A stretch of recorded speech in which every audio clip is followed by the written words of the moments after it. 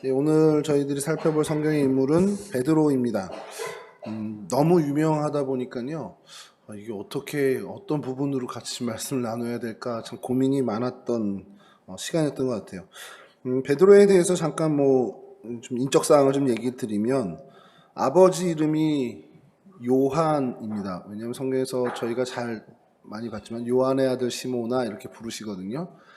근데 좀 이제 성경을 보신 분들은 조금 의문을 가지신 게 있을 거예요. 바요나 시모나 이렇게 부르는 장면이 나옵니다. 바요나라고 하면은 그 바가 아들이고요. 요나가 그 아버지, 그러니까 요나의 아들 이렇게 하면 바요나. 성경에 등장하는 유명한 사람 있죠. 바돌로메라고 돌로메의 아들이 바돌로메입니다.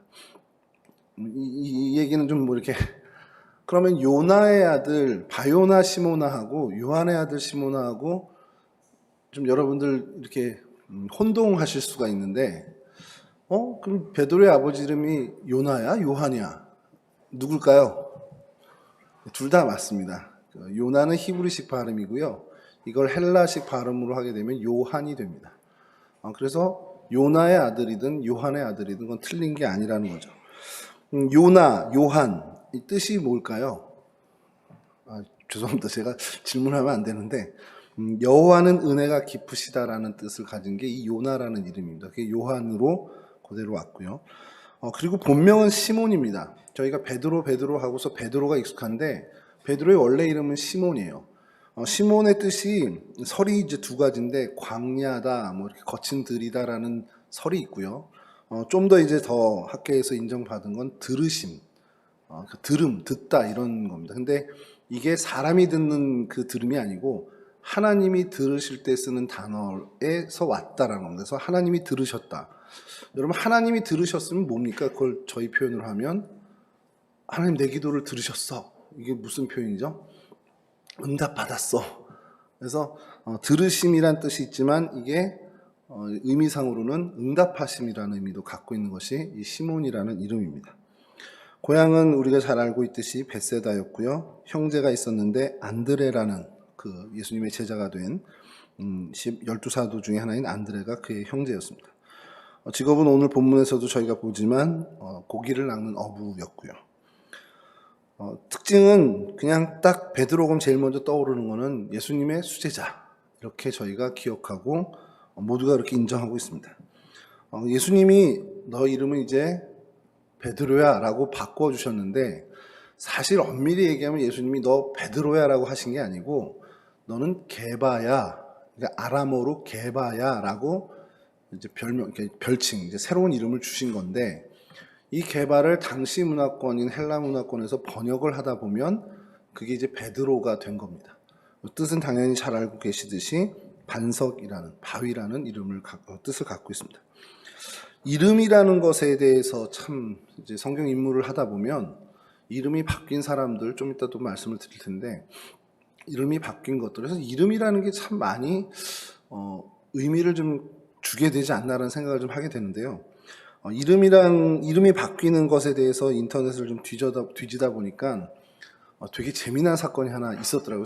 저도 몰랐었는데 이번에 이렇게 검색하다가 알게 된 게 부산 기장이라는 곳에 대변초등학교라는 학교가 있었습니다. 이게 이제 책으로도 나왔어요. 이 학교 이야기가. 그래서 학교 이제 뭐 축구부가 있으면 축구부 가운데 이렇게 대변초 이렇게 되는 거죠. 그러니까 이게 다니는 학생들이 54년 동안 이제 그 이름을 계속 갖고 있었는데 대변초 하다 보니까 똥학교 이렇게 했다는 거예요. 그러니까 뭐 그 학교 다니지 않는 다른 애들은 일부러라도 놀랬겠죠. 야, 너 똥학교 다녀? 뭐 이렇게. 근데 어느 한 학생이 5학년에서 이제 부회장을 출마를 하는데 공약사항이 재미난 게 학교 이름을 바꾸겠습니다. 더 이상 놀림을 받는 게 힘드니까 학교 이름을 바꾸겠다. 그래서 그걸 선거 공약으로 내걸고 유세를 해서 당선이 됐어요. 그래서 전교 부회장이 됐습니다.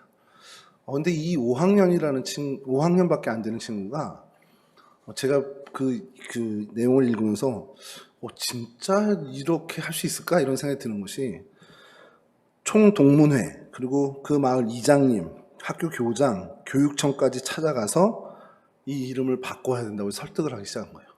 그래서 어른들이 이제 도와줬겠지만 공청회가 열립니다.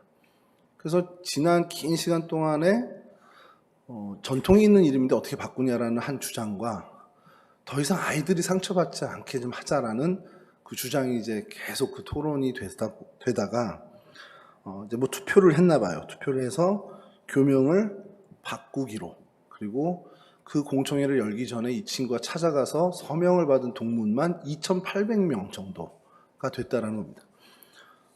그래서 이 노력이 어쨌든 교육청 그리고 이사회 다 이제 절차를 밟아서 부산시 조례까지 이제 개정이 되면서 용암초등학교로 이름이 개명이 됐다라는 겁니다.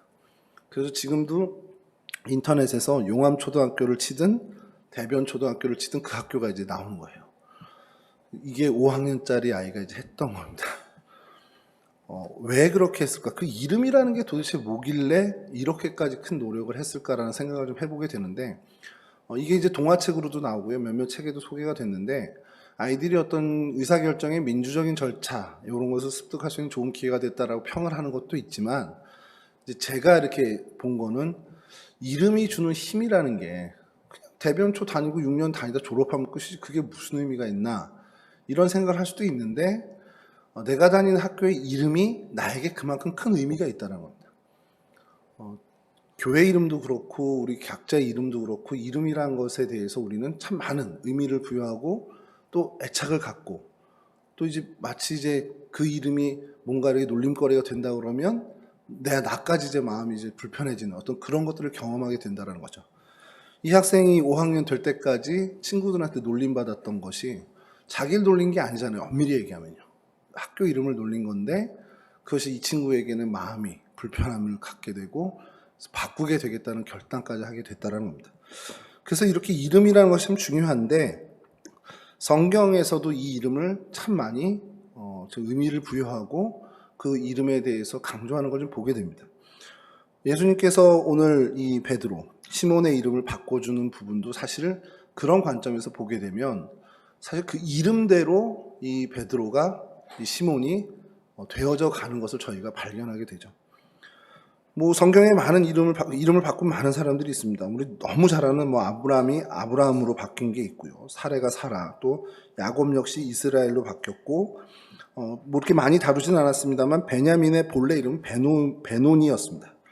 라헬이 죽으면서 너무 마음이 아파서 슬픔의 아들이라고 이름을 지었는데 아버지 야곱이 그것을 그냥 베냐민, 오른손의 아들이라고 바꿔 부르게 되죠. 요셉의 이름이 더함, 하나님이 더하시길 원한다는 뜻에서 요셉을 붙였는데 그가 애굽의 총리가 되면서 이름이 또 바뀝니다. 이거는 뭐 사브낫 바네아라고 들어는 보셨을 텐데 사브낫 바네아라고 들어보는데 이게 뜻을 찾아보니까 은밀한가 비밀을 열어 보이는 사람, 비밀을 밝히는 사람이라는 뜻을 갖고 있더라고요. 그 애굽 용어로. 그래서 그렇게 이름이 바뀌고, 뭐 기드온 역시 벌목하는 사람, 그러니까 나무꾼이란 이름입니다. 기드온이. 그 이름이 여룻바알, 바알을 이긴다, 바알과 다툰다라는 어떻게 보면 굉장히 상징적인 의미의 이름으로 바뀌게 되고요. 평화라는 이름을 갖고 있던 솔로몬, 이 솔로몬도 나단 선지자에 의해서 이름이 바뀌게 되는데 여디디아라는 하나님께서 사랑하는 자라는 이름으로 바뀌게 됩니다. 뭐 다니엘도 뭐 벨드사살이라는 이름으로 바뀐 것도 저희가 알고 있고요. 다니엘과 함께했던 그 세 친구의 이름들도 바뀌는 것을 보게 됩니다. 구약에도 이렇게 이름이 많이 바뀌는데 신약에도 예수님을 통해서 이름이 바뀐 사람들이 등장하고, 오늘 뭐 시몬뿐만 아니라 요한과 야고보에게 우레 아들이라는 보아너게라는 이름을 주신 일도 있고요. 우리가 잘 알고 있는 사도 바울 역시 원래 이름은 사울에서 바울로 변경된 걸 볼 수 있습니다. 오늘은 이 바요나 시몬, 이제 게바로 바뀐 이 베드로에 대해서 좀 이야기를 하는데, 그 행적에 대해서 좀 저희가 좀 살펴보고, 이게 뭐 사실은 이 한 시간에 뭐 살핀다는 게 너무 쉽지 않은데 한 5가지 행적만 좀 저희가 요청해서 보고 거기서 저희들이 좀 얻어야 할 어떤 그런 의미를 좀 찾으면 좋겠다라는 생각이 있습니다. 먼저 이 시몬을 좀 찾다가 요건 좀 한번 말씀을 좀 나눠도 좋겠다 싶은 것이, 성경에 시몬이라는 이름을 가진 사람이 몇 명 정도 나올 것 같습니까? 이 이름이요, 당시 되게 흔한 이름이었던 겁니다. 그러니까 흔한 시몬이라는 이름을 주님께서 개바로 바꿔주신 이유가 있겠구나라는 생각을 좀 하게 된 게 그냥 너무 흔한 이름이니까. 그래서 앞에 뭐 바요나 아니면 요한의 아들 이걸 붙여야 그 사람을 이제 구분할 수 있는 정도로 흔한 이름입니다. 베드로의 이름이 일단 시몬이고요. 여러분 예수님의 그 12제자 가운데 시몬이 한 명 더 있는 것도 뭐 아시는 분 아시겠지만 있습니다. 그 시몬이 또 하나 있고 열심당원 그 셀로신 시몬이라는 사람이 있었고요. 베다니 마을에 살던 나병 환자가 한 명 있습니다. 예수님의 치료를 받은 그 나병 환자 시몬이 하나 있었고 예수님의 형제 중에도 시몬이 한 명 있습니다. 그리고 또 우리가 잘 아는 시몬은 누구냐면 그 앞에 구레네라는 이름을 붙이면 확 떠오르는 구레네 시몬이 있죠. 그리고 또 예수님을 자기 집으로 초대했던 바리새인 시몬이 있습니다. 그건 잘 아시겠지만 거기서 향유 사건이 이제 벌어지고요. 가룟 유다의 아버지 역시 이름이 시몬입니다. 그러니까 가룟 유다를 소개할 때 시몬의 아들로. 그리고 잘 알고 있는 그 마술사, 사마리아의 마술사, 이제 빌립 집사가 가서 전도할 때 그 등장했던 마술사 시몬도 있고요. 그다음에 욥바의 무두장이, 그러니까 피장이라고 하는 시몬도 등장합니다. 성경에 이제 신약에 등장한 시몬이라는 이름이 이렇게 9명이 등장을 해요. 그러니까 흔한 이름인데 이 흔한 어떻게 보면 평범한 이름을 예수님께서 특별한 이름으로 게바로 바꿔주신 겁니다. 게바가 이제 헬라식으로 번역하면 말씀드린 베드로가 되고 이 베드로가 오늘날의 영어에서는 피터, 프랑스에서는 피에르, 스페인에서는 페트로, 이탈리아에서는 피에트로, 러시아에서는 표트르 이렇게 계속 이어지고 있죠. 그러니까 피터라고 하면은 너무 좀 생소하죠. 베드로, 피터, 뭐 바울이, 폴, 뭐 이렇게 되는 그 사람들의 이름이 여기 성경에서 참 많이 이렇게 따오는 걸 볼 수 있습니다. 이제 사건을 좀 살펴볼 텐데요. 오늘 먼저 본문의 사건입니다. 여기 참 어려울 수 있는 사건인 게 사실 세례 요한 때로 좀 얘기를 거슬러 올라가면 세례 요한이 예수님의 등장하심과 더불어서 뭘 얘기했냐면 보라 세상 죄를 지고 가는 어린 양이 하나님의 어린 양이다라고 얘기를 합니다. 그랬더니 세례 요한을 따른 제자 2명이 그 즉시로 예수님을 따라가게 돼요. 근데 성경에서 그 제자 2명이 누구라고 나오냐면 안드레하고 요한이라고 나옵니다. 그때 안드레의 반응이 뭐냐면 예수님을 따라가서 거기서 머물다가 즉시로 이제 자기 형제 베드로에게 가서 이제 예수님 앞으로 이 베드로를 이끕니다. 그 기사가 있어요. 근데 오늘 장면에서 보면 예수님이 또 벳세다에 와서 베드로를 부르는 장면이 나옵니다. 그러니까 그 요한복음에 나오는 예수님과 베드로가 이미 만났는데 그 장면과 오늘 누가복음에 있는 이 장면이 사건이 다른 사건이잖아요. 그러니까 베드로는 도대체 언제 부름을 받은 거야? 이런 이제 의문들이 생길 수 있습니다. 저도 사실 이게 좀 어떻게 된 건지 막 자료를 찾으면 여러 설이 막 등장하는데 제가 그 여러 설 중에서 어느 게 진짜 유력한 건가라고 생각해서 그 용두동교회에 있을 때 오시던 이제 교수님한테 진짜 노골적으로 좀 물어봤습니다. 그랬더니 좀 당황을 하시더라고요. 나는 구약 전공이니까 내가 한 주만 시간 주면 알아올게 하시고는 이제 다음 주에 저에게 알려주신 것이 요한복음에 안드레를 먼저 따라서 갔던 것은 그냥 정말 거기서 대면하고 이런 사람이 있어 이 메시아일지도 몰라라는 그 동생 그 형제의 이야기를 듣고 가서 어떻게 보면 간접 경험 그 사람을 목격하는 겁니다. 목격하고 저런 사람이 있구나 그러면서 이야기도 들었을 수도 있고 아니면 그 요한복음 2장에 나오는 가나 혼인잔치의 어떤 그 사건들도 뭐 직간접적으로 경험했을 수도 있다라는 거죠. 근데 그때는 공식적으로 제자로 부르신 그 콜링이 아니었다라는 겁니다. 이건 유력한 설이 그렇다는 거예요. 그리고 오늘 이 누가복음에 등장하는 주님께서 직접 이 바닷가에 와서 갈릴리 호숫가에 와서 베드로를 부르신 이게 베드로를 직접 부르신 그 사건이라는 겁니다. 그러니까 이제 두 사건 다 중요한 의미가 있지만 오늘 이 누가복음 5장에 나오는 사건이 부름받은 베드로를 이야기할 때는 사실 이 장면을 이야기할 수 있다는 거죠. 이 본문은요, 제가 참 예전부터 보면 볼수록 마음이 참 뭐라고 표현할 정도 참 뿌듯하기도 하고 감동되기도 하는 그런 부분입니다. 그래서 지난주 청년부 예배 때 설교도 요 내용을 좀 같이 다루긴 했는데 예수님의 부름을 받게 된 이 베드로, 그 요한복음에 등장하는 것처럼 안드레를 따라가서 어쨌든 한번 봤었다면, 그래도 어떤 분인가라는 감은 잡고 있었을 거고, 그것이 사실 오늘 본문에 고스란히 드러난다라는 겁니다. 무슨 말씀이냐면, 예수님이 이제 오셔서 배를 한 대 이렇게 빌린 거죠. 시몬의 배를 빌려서 올라가셔서 해안가에 사람들을 앉혀놓고 하나님 나라의 말씀을 가르쳤습니다. 그리고 그 말씀이 다 끝났어요. 그때 베드로는 뭘 하고 있었냐? 그물을 손질하고 있었습니다. 그 다음날 또 나가야 될 수 있으니까요. 근데 느닷없이 예수님께서 베드로에게 깊은 데 가서 그물 내리고 고기를 잡아라 얘기를 하시는 거예요.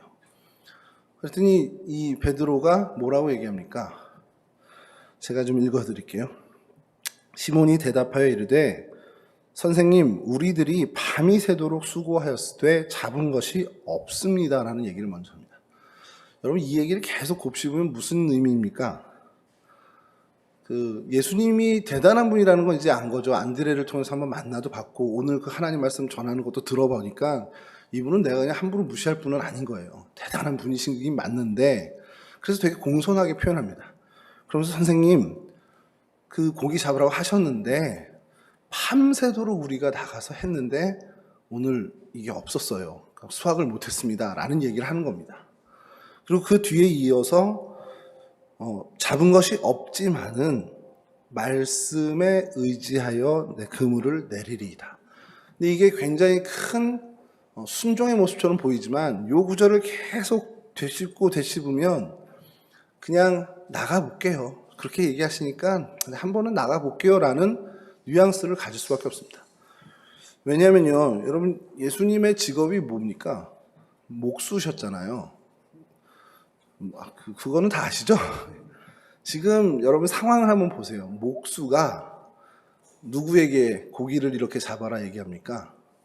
어부한테 야, 고기는 이렇게 잡는 거야 라고 지금 한 수 가르쳐주고 계십니다.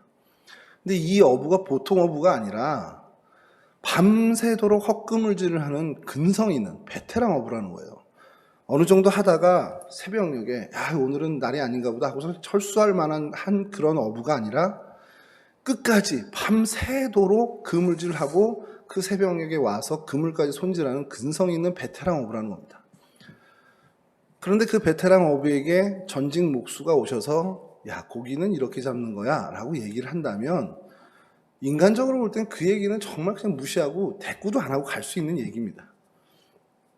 근데 베드로 마음에 그 하나님 말씀을 듣는 현장에서도 귀를 계속 들었을 거고 안드레를 통해서 가서 일단 목격했을 때 예수님의 모습도 있다 보니까 이분께 그냥 선생님, 제가 밤새도록 해봤는데 안 돼요. 그러니까 고기 잡는 거는 제가 더 잘합니다. 이렇게 했는데 오늘은 날이 아니에요. 제가 오늘 어쩌다가 실수 한번 했는데 그렇다고 이렇게 고기를 이렇게 잡으라 저렇게 잡으라 얘기하실 건 아니죠 라는 게 이 뉘앙스에 다 들어있다는 겁니다. 이 말투에.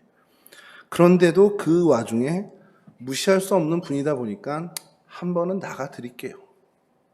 이게 적극적인 순종이 사실은 아닐 수 있다는 거예요. 자, 그런데 어떤 일이 벌어집니까? 베드로가 이전에도 경험해보지 못한 어마어마한 어획량을 기록하게 된 거예요. 이 그물이 찢어질 정도고 다른 배를 불러서 같이 했는데 두 배가 가라앉을 정도로 어마어마한 고기를 잡게 됩니다. 예전에 청년부, 제가 이제 수련목 전사로 있을 때 청년부 때 이 부분을 우리 남상근 권사님하고 이렇게 성경 공부를 한 적이 있었고요. 남상근 권사님이 한번 설교 때 이 부분을 인용하면서 굉장히 제가 충격적인, 약간 좀 센세이션한 그 얘기를 들어서 권사님께 그랬습니다. 당시 이제 집사님이죠. 집사님, 그거 저작권 저한테 좀 파세요. 제가 그거 설교 때 꼭 한번 좀 인용하겠습니다라고 그렇게 말씀드린 적이 있는데 뭐냐면 베드로가 요 사건 이후에 요 게네사렛 호수, 갈릴리 호수 인근에 이 사람의 인지도나 이 사람의 어떤 역량, 이런 어떤 사람들의 시선은 전과 후가 완전히 달라졌을 거라는 겁니다. 이게 뭐냐면 이제 그 직장 생활을 하셨으니까 또 이제 어떤 그런 어떤 직장인의 눈으로 이제 평가하다 보니까 어마어마한 어느 누구도 흉내할 수 없는 실적을 때린 거예요. 이 사건, 이 어촌에서. 그러니까 정말 입지전적인 인물이 된 겁니다, 베드로가. 그러니까 여기 오늘 마지막 11절에 모든 것을 버려두고 예수를 따르니다라는 이 표현이 그냥 나 버리고 갈래 이런 정도의 표현이 아니라는 겁니다. 그 남상 집사님이 그때 이제 권사님 말씀하셨을 때 얘기는 이 분야에서 내가 이제 레전드가 되는 거예요. 모든 사람들이 그거 어떻게 하는 거야? 방법 좀 알려줘. 그리고 뭐 가가지고 시간 강연하고 이거 이렇게 이 분야에서 이렇게 하는 거야 하면 뭐 시간 수강료가 어마어마하게 올라오고 강의료가 뭐 정말 최고치를 찍을 수 있는 그런 인물이 된 그때에 그걸 다 버리고 간 거라는 겁니다. 그러니까 앞에 이 말씀에 의지하여 내가 그물을 내리리이다 이것도 굉장히 훌륭한 선택이지만 11절에 베드로를 육지에 대고 이 모든 것을 버리고 쫓은 이 베드로의 선택은 더 칭찬하고 더 위대한 선택일 수 있다는 거죠.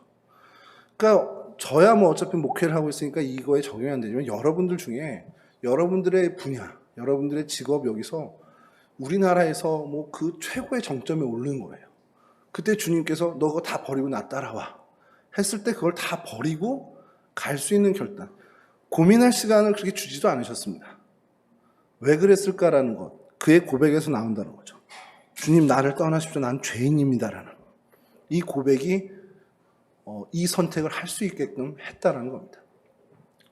왜냐하면 이 사건을 통해서 우리가 좀 교훈을 받게 되는 것이 예수님 아까 말씀드린 것처럼 주님이 말씀하신 것에 대해서 그것 좀 아닌데 라는 자신의 생각이 어느 정도 있었어요. 그리고 그것을 뭐 어쩔 수 없이 정말 기쁜 마음으로 순종한 것이 아니라 정말 분위기상 아니면 무슨 체면에 의해서 내가 집사니까 내가 권사니까 이 정도 해야지 그냥 어느 면만 세우자 어느 선만 지키자 하는 그런 순종으로 갔는데 주님은 내가 정말 어마어마한 순종을 한 것 이상으로 보답을 해주신 겁니다. 그러니까 죄송하고 민망하고 송구할 수밖에 없는 거죠. 주님 내가 나의 계산은 이랬는데 그런 계산으로 주님을 따랐는데 주님은 어떻게 이렇게 나한테 갚으십니까? 어떻게 이렇게 큰 은혜를 주십니까? 그러니까 자기는 점점 그 순간 엄청나게 초라해지고 정말 보잘것없고 이제 깨닫게 되니 나는 죄인이구나라는 것을 주님 앞에 고백할 수밖에 없다는 겁니다. 그러니 그 모든 것을 버릴 수도 있게 됐다는 거죠. 이런 추악한 죄인인데 나는 정말 내 생각만 했는데 주님이 말씀하시는데 그냥 면만 세우지 그냥 어느 정도 선만 해보지 신용만 내지 라는 그런 모습으로 주님께 다가갔는데 주님은 내가 이렇게 한 것을 정말 기쁨으로 순종한 것 이상으로 갚아주시니 내가 더 어떻게 몸둘 바가 없다라는 그 심정으로 나는 죄인입니다.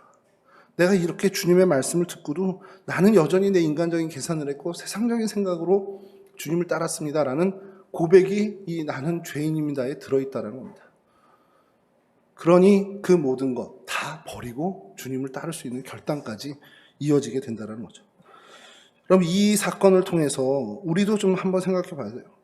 우리가 얼마나 많은 순간 주님의 생각을 무시하고 솔직히 내 생각, 내 계산대로 판단하고 살아왔냐라는 거예요. 주님의 일이라고 얘기하면서 주님이 말씀하신 주님께서 부르신 그 일에 대해서 내가 준행합니다라고 얘기는 하지만 주님이 명령하신 일이 아니라 그 말씀을 준행하는 주님의 말씀을 준행하는데 주님의 생각대로 주님의 판단대로가 아니라 내 계산 내 생각대로 한 일이 얼마나 많냐라는 거예요. 근데 그럼에도 불구하고 주님께서 책임져 주셨던 기억이 우리 안에는 많이 있습니다.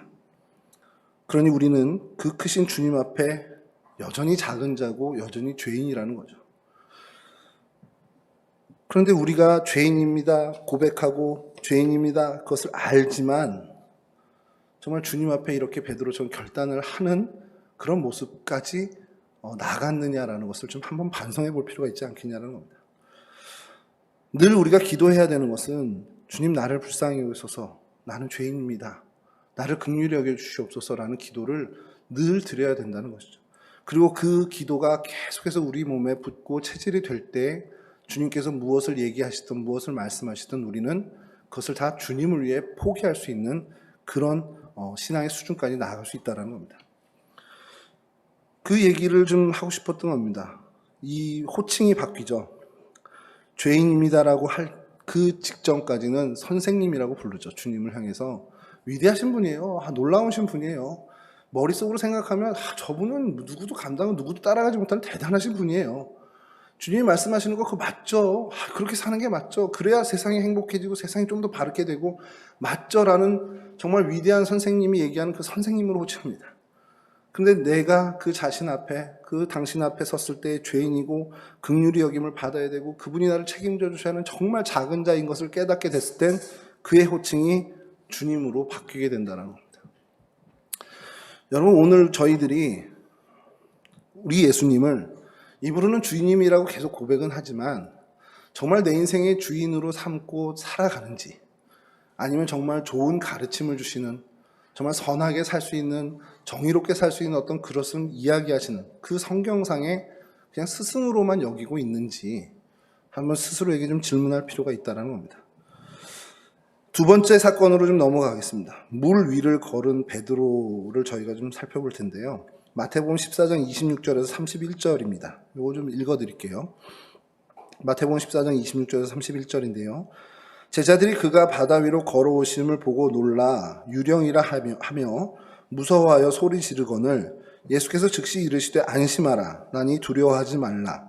베드로가 대답하여 이르되 주여 만일 주님이시거든 나를 명하사 물 위로 오라 하소서 하니 오라 하시니 베드로가 배에서 내려 물 위로 걸어서 예수께로 가되 바람을 보고 무서워 빠져가는지라. 소리질러 이르되 주여 나를 구원하소서 하니 예수께서 즉시 손을 내밀어 그를 붙잡으시며 이르시되 믿음이 작은 자여 왜 의심하였느냐 하시고, 제자들이 바다에서 배를 타고 가다가 주님이 물 위를 걸어오시는 모습을 봤습니다. 주님인지 알아는 본 것 같은데 유령하냐? 그러면서 막 서로 생각을 하고 이야기하기 두려워하면서 얘기를 나눴어요. 근데 주님께서 그 모습을 보시고 두려워하지 마, 나야 나 이러고 오셨습니다. 자, 여기까지는 그냥 뭐 그럴 수 있는데 베드로가 너무 독특한 행동을 해요. 주님이 맞으면 나도 좀 걷게 해보세요 라고 하는 겁니다. 저는 이 부분이 좀 사실 마음에 이렇게 들지는 않는데 참 베드로가 독특한 정말 좌충우돌의 사람이구나라는 것을 보게 되는 장면이 아닌가 싶습니다. 여하튼 주님께서 그래서 베드로에게 그래 컴온 이렇게 하는 겁니다. 오라고 했어요. 그리고 베드로가 물 위를 걷기 시작합니다. 야, 여기까지 끝났으면 이게 정말 대단하게 놀라운 사건이 될 텐데, 근데 그때 무슨 바람이 얼만큼 불었는지 모르지만 그 바람을 느끼면서 베드로가 두려워하기 시작한 겁니다. 두려워하기 시작하니까 이제 발이 계속 물 아래로 빠져 들어가는 거죠. 그걸 본인이 느끼고는 주님 나 좀 도와주세요, 나 좀 살려주세요, 나를 구원해 주세요 라고 소리치자 주님께서 그 손을 잡고 빠져들지 않게 건져내어 주시는 장면입니다. 근데 제가 주목한 것은 주님 나를 구원하소서 빠져가는 베드로의 손을 붙드시면서 주님께서 뭐라고 질책하시냐면 믿음이 작은 자여 왜 의심하느냐. 앞에 부분에 보면 분명히 의심한 게 아니고요, 바람 때문에 두려워했다라는 겁니다. 바람 때문에 난 무서운 건데 왜 주님은 나한테 의심하냐라고, 왜 믿음이 적은 자냐라고 책망을 하시냐라는 거예요. 사실 이 부분이 되게 고민이 많이 됐습니다. 주님이 얘기하는 의심, 주님이 얘기하는 믿음은 뭘까? 믿습니까? 하면서 아멘 하는 그 믿음 우리 항상 하는데 도대체 이 장면에서 주님이 왜 믿음이 작은 자야라고 책망을 하시고 두려워하는 사람에게 왜 믿음이 작은 자, 왜 의심하냐라고 얘기를 하시냐라는 거죠. 그냥 차라리 너 왜 두려워했어? 라고선 용기 좀 내지 왜 두려워했어? 라고 책망하시면 너무 이 본문이 매끄럽고 스무스하게 가는데 갑자기 질책이 믿음이 작은 자야 왜 의심했니? 이렇게 혼을 내신다는 거예요.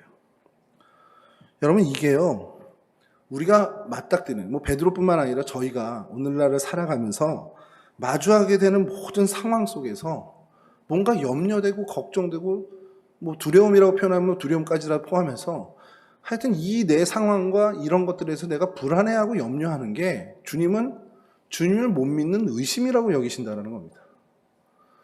그래서 제가 이걸 보면서 저희 아이들하고 저희 관계에서도 그 좀 모습을 보게 되는 겁니다.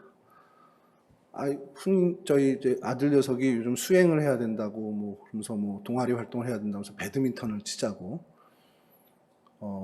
그래서 저희 마당에 올라와서 배드민턴을 이제 해지기 전까지 조금 치고 또 탁구를 해야 된다고 그래서 밑에 내려서 탁구를 치는데 저희 아이하고 이렇게 할 때마다 저희 꼬마가 항상 그 걱정하는 게 있습니다.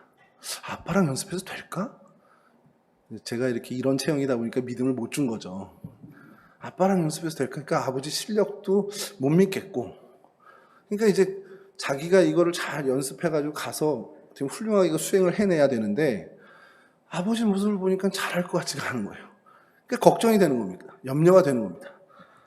우리 아버지 운동 못할 것 같은데 배드민턴 이렇게 아버지랑 쳐서 오히려 내 실력이 주는 거 아니야? 이런 걱정과 염려를 하는 거죠. 근데 막상 치면 제가 잘 쳐요, 좀 이렇게.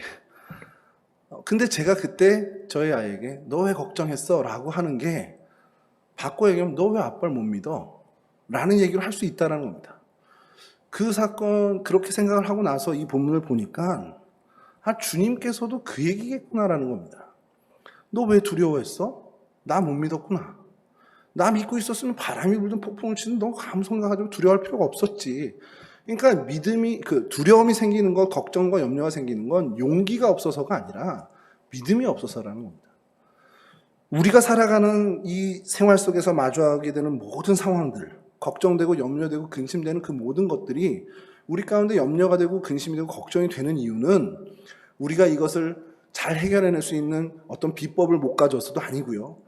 우리가 어떤 그 용기를 내지 못하는 그런 게 없어서가 아니고 그 모든 상황 속에서도 나를 책임져 주시는 주님을 완전하게 믿지 못해서 이런 염려와 걱정을 하게 된다는 겁니다.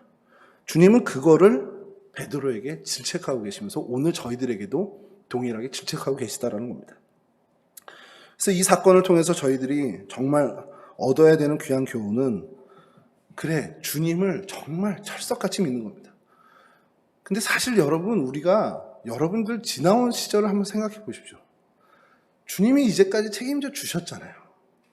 사실 기적 같은 일들이 벌어졌습니다. 저희가 여기까지 살아오는 일들 속에는 주님이 지켜주신 그 놀라운 기적 같은 일이 있었음에 우리는 그걸 다 잊어버리고 앞으로 벌어질 일들에 대해서 걱정하는 겁니다. 못 믿는 겁니다.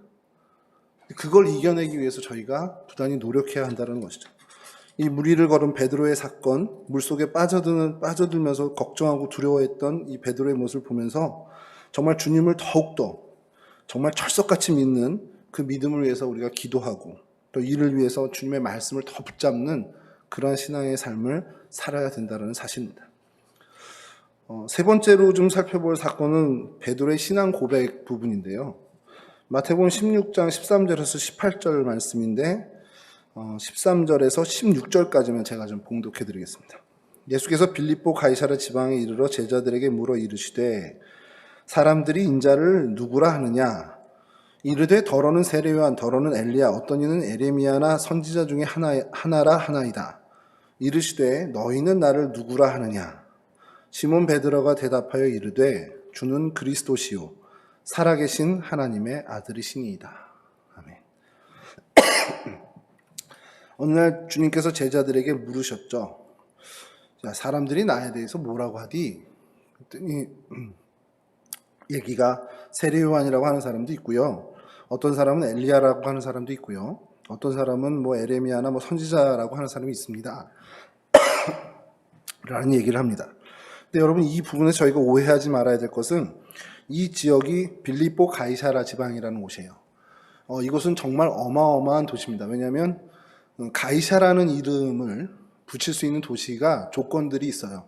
일단 신전이 있어야 되고 그 황제 이름을 붙일 만한 어떤 위용, 그 도시의 규모가 돼야 되는 곳입니다. 이 빌립보 가이사라는 대도시였고요. 많은 사람들이 화려한 정말 경제적인 윤택함과 이런 화려한 풍요로움 속에 있는 그런 도시입니다. 그 사람들이 예수님의 일행을 보면서 세례요한인가 보다, 세례요한이랑 비슷한 사람인가 보다, 혹은 유대 히브리 민족의 그냥 선지자인가 봐 라고 얘기하는 게 대단한 사람, 와 선지자야, 하나님의 말씀을 전하는 사람은 이게 아니고요. 몰골과 행색이 저기 유대 땅에 있는 유대인들 그런 사람 중에 하나야. 그냥 그런 무시하는 발언입니다.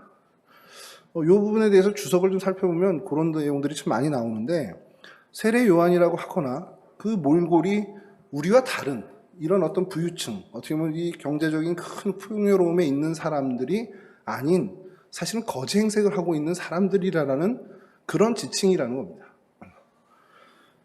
그 무시한 모든 얘기들 중에 주님께서 그러면 제자들에게 묻죠. 너희는 나를 뭐 누구라고 생각해?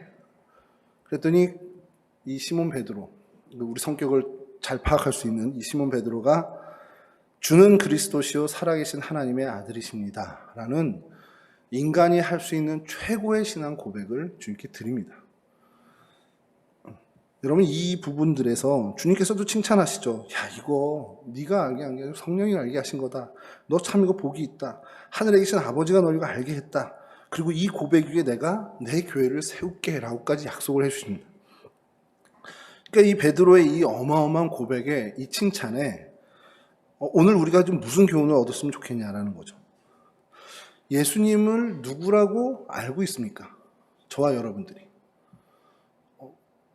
근데 이게 중요한 게요. 도대체 우리 김 권사님은 예수님을 어떻게 알고 있지? 우리 무슨 장로님은 예수님을 뭐라고 고백하지? 이런 거에서 신경 쓰는 게 많아요, 저희는. 저 사람은 예수님을 어떻게 생각하지? 저 사람 신앙은 어때? 저 사람은 무슨 생각으로 말씀을 읽지? 저 사람 기도 제목이 뭘까? 이런 정말 주변의 사람들에 대한 의식과 생각이 되게 많은데 주님은 그걸 원하는 게 아니라는 겁니다. 너 도대체 너는 나를 누구라고 생각하니? 너는 나를 누구라고 고백하니? 이거를 2000년의 역사에 계속 물으시는 겁니다. 오늘 2021년을 살아가는 저희에게도 주님은 매일매일 물으셔요.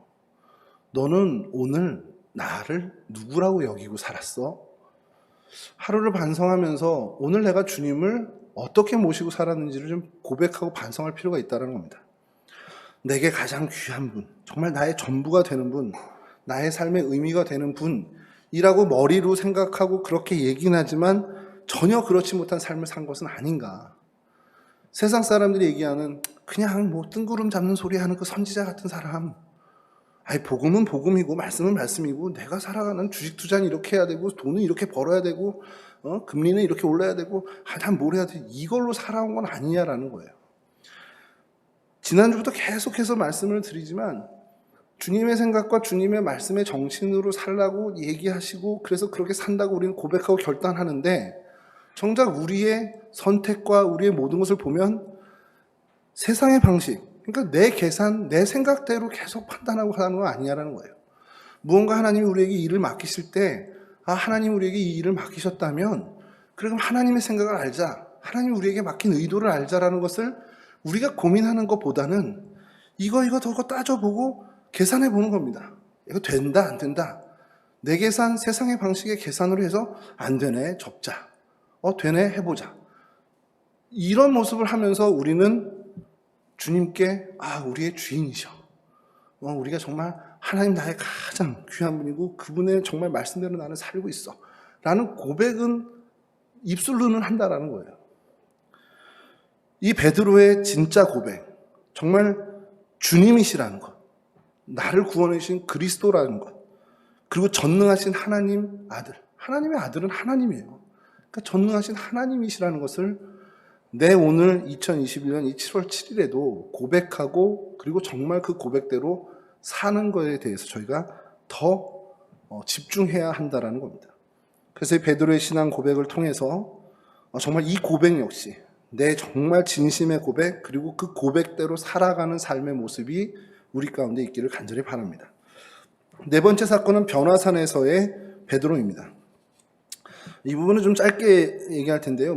말씀이 마태복음 17장 1절에서 4절 말씀이긴 한데 4절만 제가 좀 읽어드리면 베드로가 예수께 여쭈어 이르되 주여 우리가 여기 있는 것이 좋사오니 만일 주께서 원하시면 내가 여기에 초막셋을 짓되 하나는 주님을 위하여 하나는 모세를 위하여 하나는 엘리야를 위하여 하리이다. 주님과 함께 변화산에 올라가서 주님이 모세와 엘리야와 이야기하는 것을 보면서 정말 이 베드로가 요즘 우리 아이들 표현으로 확 갔습니다. 그러니까 너무 좋은 거예요, 그 자리가. 여기 올라와서 이런 모습 보고 정말 황홀한 겁니다. 내려갈 거 뭐 있나? 여기서 살자. 그리고 예수님 여기다 집 짓고 살죠. 그 얘기를 하는 겁니다. 예수님이 근데 이것을 허락하지 않죠. 왜 그러시냐? 베드로는 여기가 너무 좋고 여기가 너무 은혜롭고 여긴 정말 살면 걱정도 없고 정말 하나님과 정말 함께 있는 것 같은 그런 확신이 들어서 여기 있고 싶다라는 거예요. 그 은혜의 현장에 있고 싶어 했습니다. 근데 주님이 이런 황홀한 은혜를 주신 이유는 여기 머물게 하는 게 아니라는 거예요. 세상으로 다시 내려가야 되는 겁니다. 저희 주변에 그런 분이 많지는 않지만 가끔 가다 그런 경우가 있어요. 정말 큰 은혜를 받고 너무 좋은, 그래서 그냥 그 은혜만 사모하는 거예요. 하나님 주신 은혜만 사모하는 겁니다. 근데 하나님은 그 은혜를 주시고 그 은사를 주신 이유는 그곳에서 머물게 하려 하는 것이 아니라 삶의 자리로 나가서 가정과 일터와 많은 사람들 가운데서 그들을 유익하게 하고 하나님의 이름을 높이는 일을 위해서 은혜를 주셨다는 거예요. 오늘 저희도 마찬가지입니다. 주님이 이런 은혜를 주신, 주님이 나를 부르신 그 목적이 뭔지를 알자라는 거죠. 베드로처럼 이렇게 실수하지 말고, 물론 베드로는 이후에 그것을 다 깨닫고 베드로 전후서를 통해서 이야기하죠. 그리고 계속해서 복음 전파를 위해 주님이 자신을 부르신 목적에 정말 걸맞게 그의 사도의 그 걸음을 걸어가는 사람이 됐습니다. 우리도 마찬가지라는 겁니다. 정말 하나님이 부르신 뜻대로 내가 사는 것. 하나님 나를 왜 이곳에 머물게 하고 이 은혜를 왜 주셨지? 나에게 하나님이 이 은사를 왜 주셨지? 나에게 하나님이 이 풍요를 왜 주셨지? 하나님 나에게 왜 이 건강을 주셨지?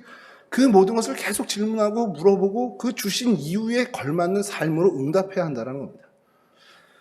이 변화산 사건을 통해서 우리가 이런 결단을 좀 했으면 좋겠고요. 마지막으로 예수님을 부인한 베드로 사건인데 이건 좀 간략하게 하고 넘어가겠습니다. 여러분, 베드로가 주님을 3번 부인하잖아요. 그 기사에 조금 남다른 마테마가 누가 이렇게 당연히 요한복음이 나오고 하는데 너무 간략하게 설명이 되어 있는데 누가복음에 다른 복음서에 없는 독특한 표현이 하나 있습니다. 누가복음 22장 61절인데요. 이제 너도 예수님이랑 한 패지 하는 그 얘기에 베드로가 아니라 이렇게 하는 그때 그 장면인데요. 제가 읽어드리면요. 주께서 돌이켜 베드로를 보시니 베드로가 주의 말씀 곧 오늘 닭 울기 전에 네가 3번 나를 부인하리라 하심이 생각나서 62절 밖에 나가서 심히 통곡하니라. 예수님과 베드로가 눈이 마주치는 겁니다.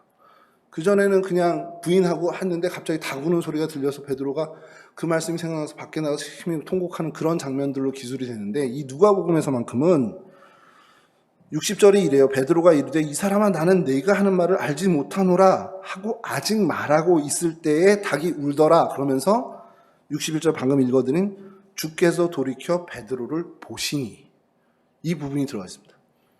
그래서 지금 상상력을 동원해 보는 거예요. 주님께서 닭이 우는 그때에 베드로가 막 말하고 있는 그때 막 닭이 울었단 말이에요. 그때 예수님이 고개를 돌려서 부인하고 있는 베드로를 보셨고 베드로도 그 눈을 본 겁니다. 그때 주님의 눈빛이 어땠을까? 제가 상상합니다. 내가 너 그럴 줄 알았어. 내가 얘기했지, 너 그럴 줄 알았어. 이런 말씀, 이런 표정이었을까? 절대 아닐 거라는 거예요. 부인하고 있는 그 베드로를 향해서 주님은 베드로야, 그래도 내가 너 사랑해. 그래도 내가 너 긍휼히 여기고 그래도 넌 내 사람이야. 그 눈빛이 아니었겠냐라는 거예요. 왜냐하면 야, 내 너 그럴 줄 알았어. 그 눈빛이었다면 베드로가 절대 나가서 통곡 안 합니다. 나보고 어쩌라고요. 내가 더 어떻게 하라고요. 오히려 반항하게 될 수도 있다는 거죠.